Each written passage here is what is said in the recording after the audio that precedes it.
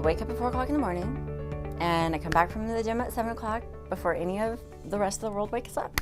And I'm dedicated to that. That's kind of been my MO. And I don't let that go anywhere else. That is my time. And it's my time that works with my schedule. And I think that just kind of goes back to the messaging. And it doesn't matter what gender you are. If you have a mission and you know that ultimately, my example to you is ultimately, I don't want to weigh a certain amount. I just want to be able to be on the top of my game to take care of what I need to. That's what I want. So in order to do that, I've committed this for myself.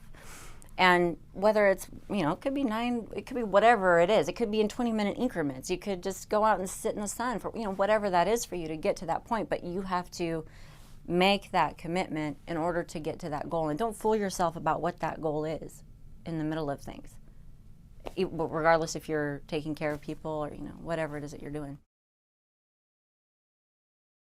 So again, I can't really say that it's because you need to eat better, you need to exercise with women, because we're not compartmentalized. It is a very holistic approach. You have to take care of, and I'm not giving instruction here, but it kind of helps to drive where my passion lies, is that if women get past themselves, and I say that with all heart, I don't say that very critical, but I think sometimes we are our worst enemies. It really isn't the other gender. We are just internally our worst enemies, because we have 500 heads talking, voices talking to us at one time. Yes, men, that is scary.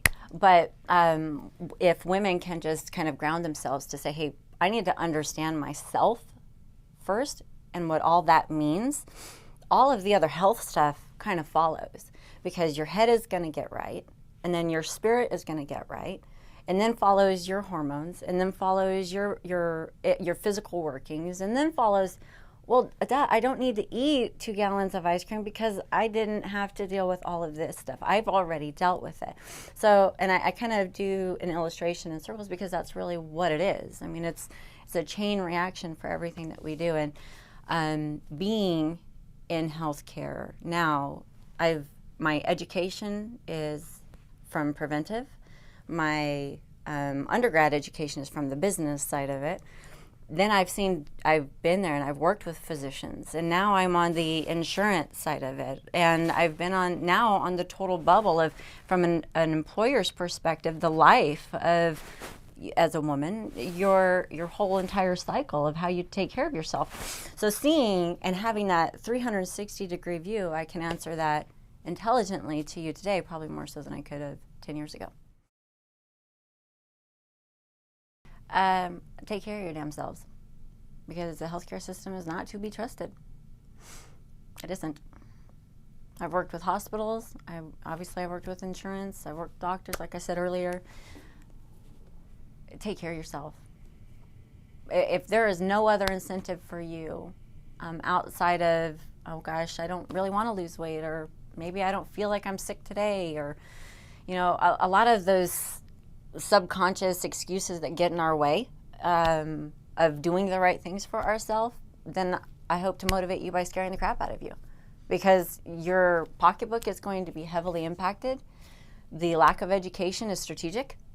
So if you're not going to dedicate yourself to spending 40 hours, 60 hours, 90 hours, whatever my work week is sometimes, on knowing these things, it's going to hurt. And that's just the financial side of it and the operation side of it. And then you talk about yourself. You don't know what's going on in your body. You can know, and that's a whole nother conversation at a whole nother time. But why would you just not want to be on the preventive side of it? Don't put yourself in a situation where the nurse that's taking care of you is a union-regulated job that could have killed somebody yesterday who didn't get her CEs. I mean, that's as extreme of a point as I can make. Or don't put yourself in a situation where you have to go to urgent care, and because urgent care isn't covered under your insurance because of healthcare reform, it's just not required for you anymore. Why would you want to do that to yourself? And I think that's the hard part of just humanity, is that we are not necessarily forward and preventive thinkers as a bunch. We just aren't. We'd rather be reactive. And when it comes to healthcare for women, all of the secret diseases that we have in our body that are just kind of festering up, men fine. They have a lot going on, but men, we've known, they don't want to go to the doctor. They don't care about that kind of stuff. They're just like, whatever, if something falls off, I'll pick it up and duct tape it. And that's still the philosophy today. But women, because as I mentioned earlier in the conversation, we are so complicated. Our genetic working is so complicated, and our hormones are out of whack. Yes, men, they are. And so to just kind of send the point home, you have to be preventive about your state of health. If not for your internal health, for your pocketbook. If money is your motivator, then find it, because there are serious consequences in the future.